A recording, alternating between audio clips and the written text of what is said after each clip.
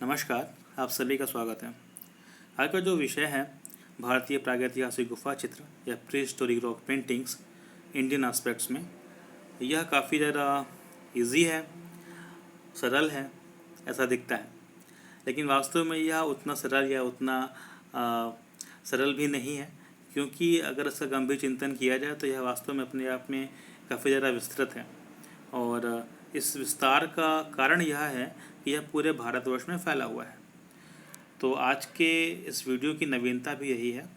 हम भौगोलिक वितरण के आधार पर इन गुफा चित्रों के बारे में समझना शुरू करेंगे और इन गुफा स्थलों के बारे में जो मुख्य मुख्य बिंदु हैं उनके बारे में बात करेंगे। और इसके बाद का जो एक दूसरा वीडियो उम्मीद करता हूँ जल्दी आएगा, उसमें हम गुफा स्थलों के बारे में गंभीर चिंतन करेंगे और उनके बारे में थोड़ा सा विस्तृत जानकारी प्राप्त करेंगे। तो चलते हैं। आप देख रहे हो कि आपके स्क्रीन पे एक भारत का नक्शा है, मानचित्र है, और इसमें बहुत सारे स्थल लिखे हैं भारत के दक्षिण भाग में और भारत के मध्य भाग में, और ऊपर एक स्थान है जो पीले रंग से इंगित किया गया है, मार्क किया गया है। तो ये सब क्या है, ये मैं बताना चाहूँगा कि जब भारत में पुरातत्व का इतिहास शुरू होता है तो सबसे पहले रॉबर्ट ब्रूसफुट ने चेन्नई के पास में एक जगह है पल्लवरम करके, वहाँ पे खुदाई करी और वहाँ पे चॉपर पैबल्स उनको एग्जीबिशन में मिले, उत्खनन में प्राप्त हुए, और वहाँ से भारतीय पुरातत्व का इतिहास शुरू हो जाता है, या भारतीय इतिहास की प्रथम अध्याय है वहाँ से शुरू होता है। और ये बताता है कि जो भारत की संस्कृति है वह भी उतनी ही पुरानी है जितनी विश्व की अन्य संस्कृतियाँ हैं, और यह केवल उत्तर भारत में से ही नहीं शुरू होती है बल्कि दक्षिण भारत में भी से ही शुरू होती है। अब भारत का अगर हम अध्ययन करें तो आप देखेंगे कि जो केव पेंटिंग्स मिली हैं वो मिडिल इंडिया, जो विंध्याचल का रेंज है वहाँ पे ही मिली हैं, और नीचे के साइड में कम मिली हैं। मैं इस स्लाइड में आप देख रहे हो कि होशंगाबाद है, पंचमढ़ी है, आदमगढ़ है, भीमबेटका है, कोल ढिवा है, सारे आपके जाने पहचाने नाम हैं। इन सारे स्थानों पे आपको केव पेंटिंग्स देखने को मिलती हैं। तो यहाँ पे क्यों मिलती हैं, एक क्वेश्चन खड़ा होता है। आप इस भौगोलिक या जियोग्राफिकल जो आपका ये मैप है इसमें देख रहे हो कि कई सारे ब्राउन से स्पॉट्स हैं। ये जो ब्राउन के स्पॉट हैं ये वास्तव में पर्वत श्रेणियाँ हैं या पठार हैं। यहाँ पे इनको येलो से मार्क किया गया है। राजमहल की श्रेणी हो गई, या कैम्बूर पर्वतमाला हो गई, विंध्याचल या सतपुड़ा, सह्याद्री।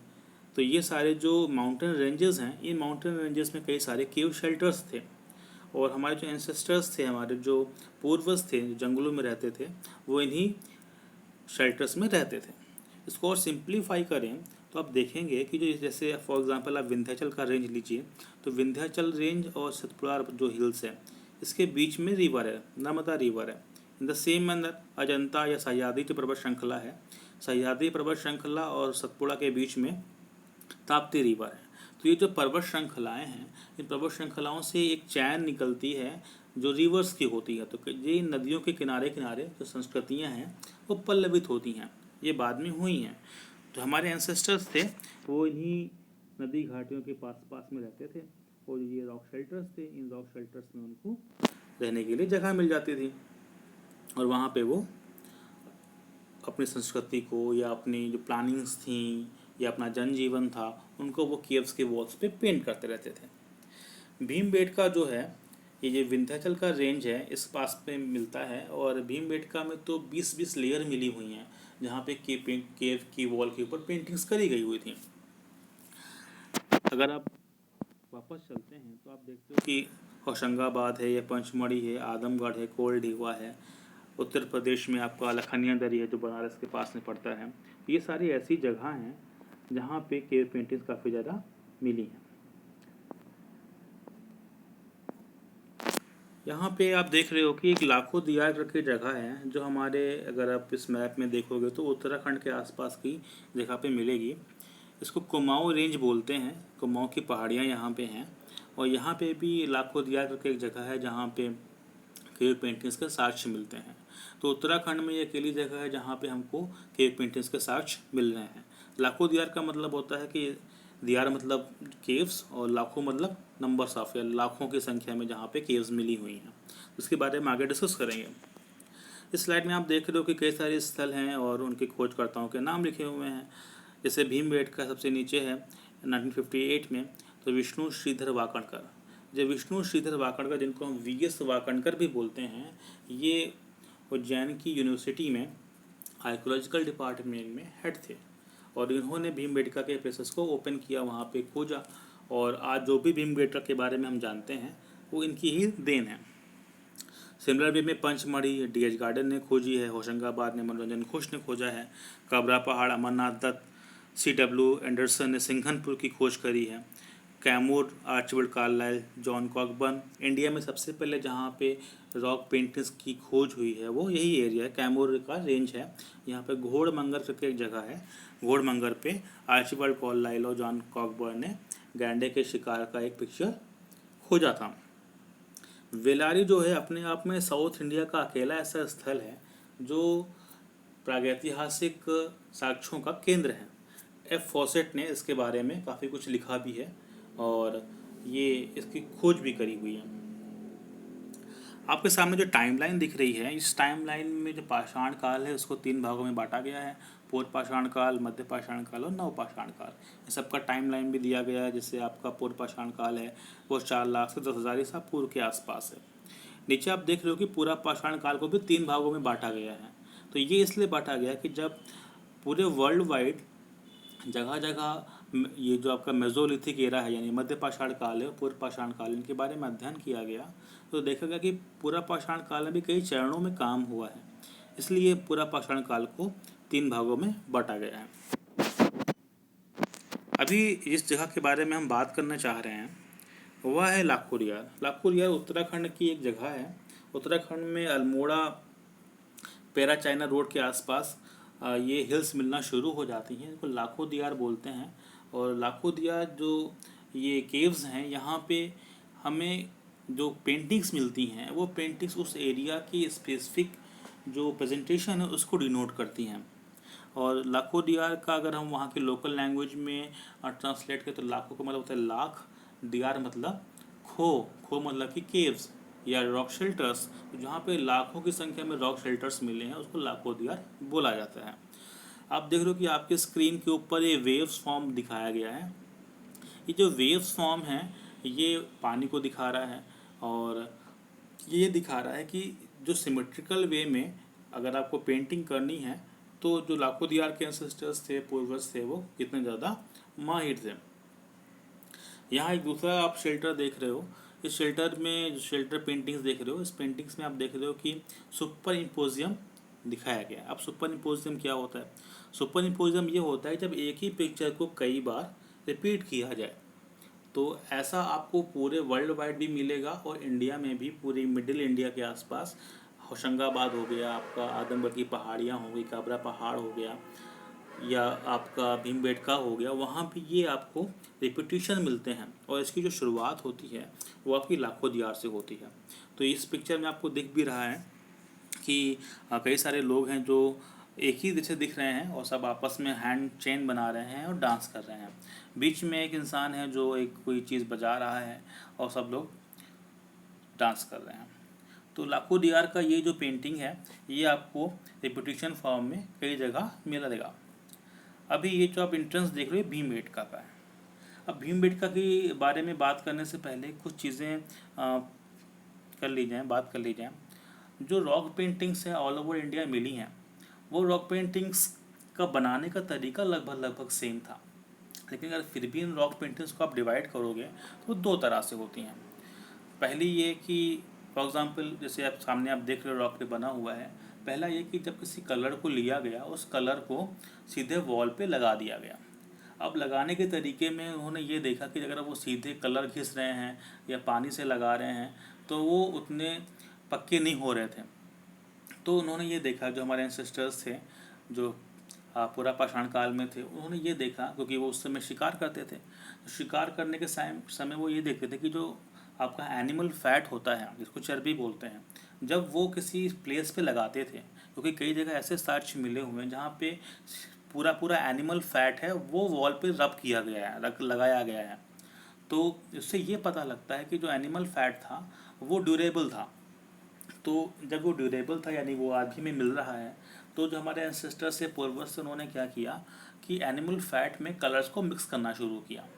अब ये कलर कैसे कैसे कलर्स हैं, जैसे आप हेमेटाइट जो कलर होता है जिसको आप हिंदी में गेरू बोलते हो, लाल रंग का होता है। तो ये लाल रंग का हेमेटाइट लिया गया, और या काजल, या जब उन्होंने आग जलाना सीख लिया तो जो लकड़ी का कोयला होता था उस कोयले से उन्होंने पेंटिंग बनाना सीख लिया। तो वो कलर या गेरू उसको वो क्या करते थे कि एनिमल फैट में लगाते थे, और एनिमल फैट में मिक्स करने के बाद में उस पेस्ट को वो एज ए कलर यूज़ करते थे, और कलर के लिए वो वॉल पे लगाते थे। अब ये जो कलर का इम्प्लीमेंटेशन है, उस इम्प्लीमेंटेशन में कलर लगाने के जो तरीका है उस तरीके में वो अलग अलग टूल्स यूज़ करते थे।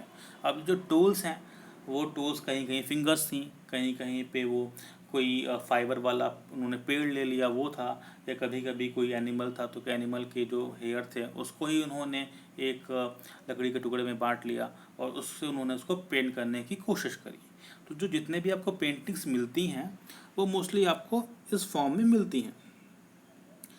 अब जो दूसरा पेंटिंग का तरीका वहाँ पे देखा गया वो था, उन्होंने क्या किया क्योंकि पत्थर का टुकड़ा लिया या हड्डी का टुकड़ा लिया, और उन्होंने क्या किया कि उससे उन्होंने वॉल को रब किया। जैसे हम ग्राफिक्स में इंग्रेविंग करते हैं, एचिंग करते हैं, तो उन्होंने क्या किया कि उस नुकीले पॉइंट से पत्थर की वॉल जो थी उसके ऊपर उनको स्क्रैच किया, और स्क्रैच करने के बाद में उस जो एक दरार बन गई, एक खरोच बन गई, उस खरोच में उन्होंने कलर को फिल कर दिया, दबा दिया।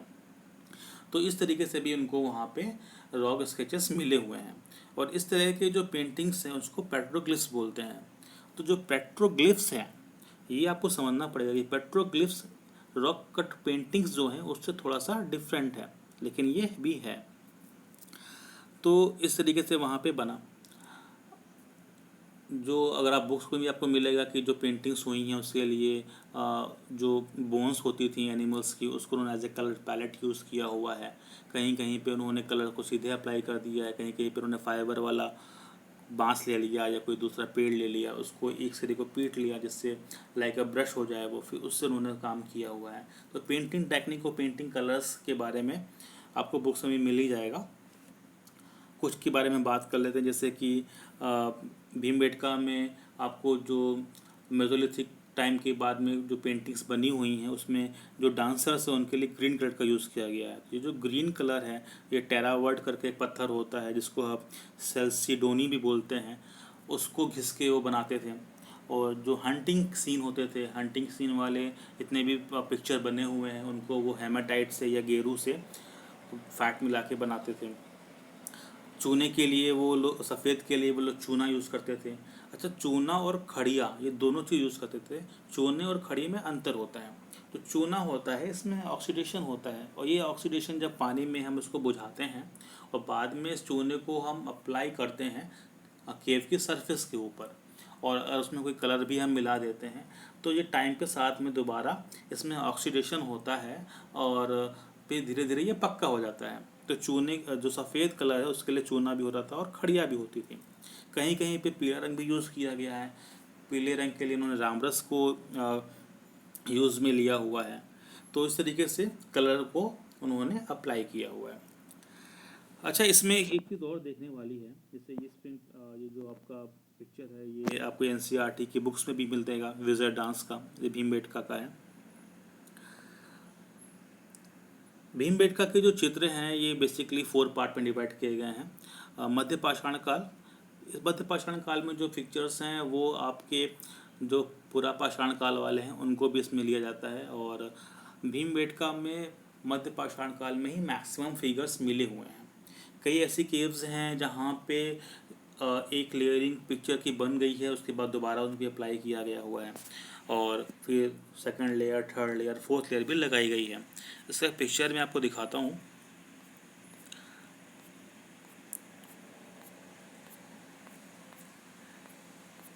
ये वाला, इस पिक्चर्स में आप देखोगे कि कई सारे लेयर्स हैं और ये लेयर्स टाइम टू टाइम बने हैं, ये एक साथ नहीं बने हैं, इनकी कई सारी लेयर्स लगाई गई हैं, उसके बाद ये बनाया गया। तो इससे ये भी दिखाता है कि जो ये रॉक शेल्टर्स थे इसमें कंटिन्यू कई सारी पीढ़ियाँ रहती रही हैं। अब ये जो पिक्चर आप देख रहे हो इसमें आप देख रहे हो कि जो हमारे एंसेस्टर्स हैं वो घोड़े पे या किसी जानवर के ऊपर बैठे हुए हैं।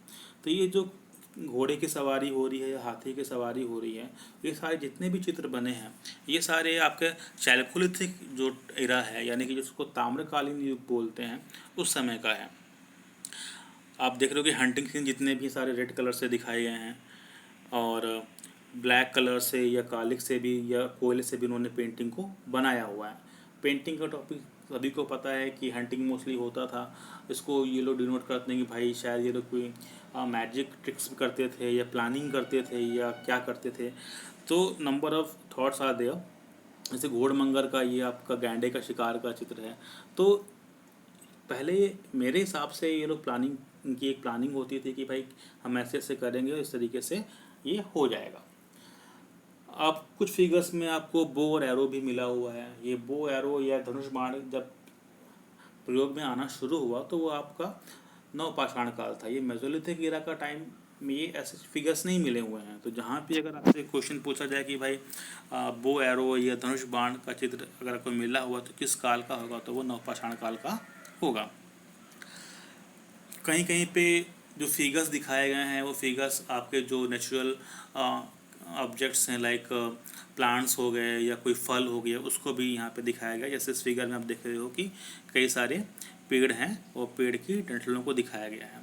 इस फिगर में आप देख रहे हो कि हाथी की सवारी हो रही है। तो हाथी की सवारी इन द सेंस कि ये चैल्कोलिथिक ईरा है, यानी ताम्रकालीन ईरा है। ये लखनिया दरी जो यूपी में है, कैमूर रेंज में, वहाँ का एक फिगर है। इसमें आप देख रहे हो कि जो ये पत्थरों की कितनी लेयर्स लगी हुई हैं और इस लेयर्स पे उन्होंने इसको बनाया हुआ है। ऐसे ही सिमिलर वे में जो सिंघनपुर है या आदमगढ़ या काबरा पहाड़ है, वहाँ पे जो हैंड प्रिंट्स हैं उसके आपको कई सारे साक्ष्य मिलते हैं। फॉर एग्ज़ाम्पल इस तरीके से। तो ये हैंड प्रेस जो है आपको विंध्याचल रेंज में काफ़ी ज़्यादा कॉमन है, खासकर काबरा पहाड़ और आदमगढ़ के पास में। वहाँ पे आपको ऐसे फिगर्स भी मिलते हैं। इस फिगर में आप देख रहे हो कि जो इनका हंटिंग का सीन है उसमें ये दिखा रहे हैं कि भाई एनिमल है और सभी लोग उसके साथ में एक वे में चल रहे हैं और उसको हंट कर रहे हैं। धीरे धीरे उन्होंने क्या किया कि जो ज्योमेट्रिकल पोर्शन था, आप यहाँ पे ये नोटिस करो कि जो आपका ये बीच का एनिमल है इसके बॉडी में भी उन्होंने ज्योमेट्रिकल पोर्शन बनाना शुरू कर दिए हैं। तो ये जो ज्योमेट्रिकल पोर्शन है, ज्योमेट्रिकल ज्यामितीय आकार हैं, इन सब का जो चित्रण है वो चैल्कोलिथिक ईरा की शुरुआत में हुआ है। चैल्कोलिथिक ईरा जो है ये ऐतिहासिक ईरा यानी कि हिस्टोरिकल जो ईरा है ये उसके पहले का है। अभी हम आगे चलते हैं। जैसे आप ये वाला फिगर देख रहे हो, इसमें भी सुपर इम्पोजियम जो आपका लाखों दियार उत्तराखंड का फिगर था, वैसे ही यहाँ पे आपको ये होशंगाबाद में मिल रहा है। भीमबेटका का जो ये कालक्रम दिखा हुआ देख रहे हो कि मध्य पाषाण काल, जहाँ से मैक्सिमम आपको फिगर्स मिले हुए हैं, ये ताम्रपाषाण काल जिसको आप चैल्कोलिथिक एरा बोलते हो, फिर ये हिस्टोरिकल एरा शुरू हो जाता है। तो आप जब टाइम पीरियड देखोगे तो ये आपको अलग अलग बुक्स में अलग अलग मिलेगा। अब ये अलग अलग क्यों मिल रहा है? अलग अलग इसलिए मिल रहा है बिकॉज जो पूरे इंडिया में डिस्ट्रीब्यूशन है, उस डिस्ट्रीब्यूशन के अकॉर्डिंग जो डेवलपमेंट हुई है वो एक साथ एक जैसी नहीं हो पाई। तो ये आपको अगर आप स्पेसिफिक एरिया के स्पेसिफिक प्लेसेस के बारे में आप स्टडी करोगे तो वहाँ का अलग होगा, वहाँ और अलग जगह का अलग होगा। इसलिए मेसोलिथिक एरा और न्यूलिथिक एरा के बीच में डिफरेंस है और ये आपको मिलेगा। ये अच्छी बुक्स जो हैं वहाँ पे भी आपको देखने को मिलेगा। अच्छा, ये जो भीमबेटका है, भीमबेटका अपने आप में इंडिया का जू रॉक शेल्टर कहलाता है, क्योंकि भीमबेटका में आपको मोर देन 600 केव्स मिली हुई हैं और करीब 500 के आसपास केव्स में उम्मीद है कि वहाँ पे पेंटिंग्स भी अवेलेबल हैं, हम जाके देख सकते हैं। अभी तो अंडर एग्जीबिशन है, वो ASI के अंडर में है। तो भीमबेटका को 2003 में यूनेस्को ने विश्व धरोहर की उपाधि दी और ये हमारे लिए भी एक हेरिटेज की बात है क्योंकि ये वर्ल्ड वाइड कंट्रीब्यूशन में आ गया है। तो अगर हम ओवरऑल देखें तो जो हमारे केव पेंटिंग्स हैं, ये केव पेंटिंग्स इंडिया के हेरिटेज को इस्टेब्लिश करने में पहला चैप्टर साबित होती हैं। ये केवल आर्ट फील्ड के स्टडी के अकॉर्डिंग नहीं है। अगर आप एक हिस्टोरिकल पॉइंट ऑफ व्यू से देखोगे तो ये केव पेंटिंग्स जो हैं ये इंडियन हिस्ट्री को और ज़्यादा रिच करती हैं। डैट्स वाई मैं शुरुआत में यही बात बोल रहा था कि एक आर्ट हिस्ट्री का जो स्टूडेंट है, ये कला इतिहास का जो छात्र या छात्रा है, उसको अपना जो कैनवस है, अपना जो सोच का दायरा है, वो थोड़ा सा बढ़ाना पड़ेगा। और जब उसको आप बढ़ा दोगे तो आप इतिहास का अध्ययन जब करोगे तो इतिहास के अध्ययन के साथ साथ आपका कला इतिहास का जो अध्ययन होगा बहुत ज़्यादा सरल हो जाएगा। तब आपको लगेगा कि भाई ये जो हमको छोटी सी चीज़ इतनी बड़ी दिखाई देती थी वास्तव में इतनी बड़ी नहीं है, क्योंकि कला इतिहास जो है वो इतिहास के सामने बहुत छोटा है। तो ये एक थोड़ा सा अप्रोच हमें चेंज करना पड़ेगा। इस स्लाइड में आप देख रहे हो कि कुछ बुक्स के नाम हैं। जैसे असित कुमार हल्दर ने आवर हेरिटेज इन आर्ट करके बुक लिखी हुई है। भारतीय प्रागैतिहासिक चित्रकला श्री जगदीश गुप्त जी ने लिखी हुई है। Primitive art and pre historical art of India, ये लियोन हार्ड एडम ने 1940 में लिखी हुई है। प्री हिस्टोरिक इंडिया 1950 स्टुअर्ट बिगार्ड, ये बहुत ज़्यादा इंपॉर्टेंट बुक किताब है आपकी। Pre historic India 1950। Similar way में प्री हिस्टोरिक पेंटिंग 1958 A.S. ब्रॉडिक है। D rock paintings of Mahadev hills D.H. Garden की है किताब ये। तो ये जो बुक्स हैं, जैसे आपकी जो फर्स्ट बुक थी कॉकबर्न ने लिखी है cave drawings in the Kaimur range, north west province, तो ये सारी जो किताबें हैं ये आपके कला इतिहास के लिए तो इम्पोर्टेंट है ही, और ये जितने भी आपके कंप्यूटर एग्ज़ाम्स होते हैं वहाँ पे भी ये सब आती हैं।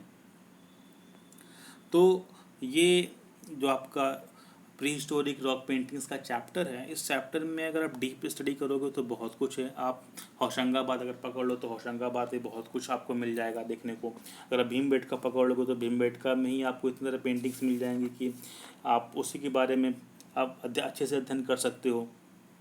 तो इस तरीके से जो हमारा नेक्स्ट वीडियो होगा उसमें हम इस जो इसके प्लेसेस हैं, प्लेसेस को ध्यान में रखेंगे और उस प्लेसेस के बारे में हम डीप स्टडी करेंगे। तो आज के वीडियो में यहीं तक है, और जो नेक्स्ट वीडियो होगा उस नेक्स्ट वीडियो में हम और भी डीप स्टडी करेंगे। लेकिन अगर हम केवल आर्ट फील्ड के बारे में बात करते हैं तो ये वीडियो आपके लिए इनफ है, इससे आपका काम तो चल ही जाएगा।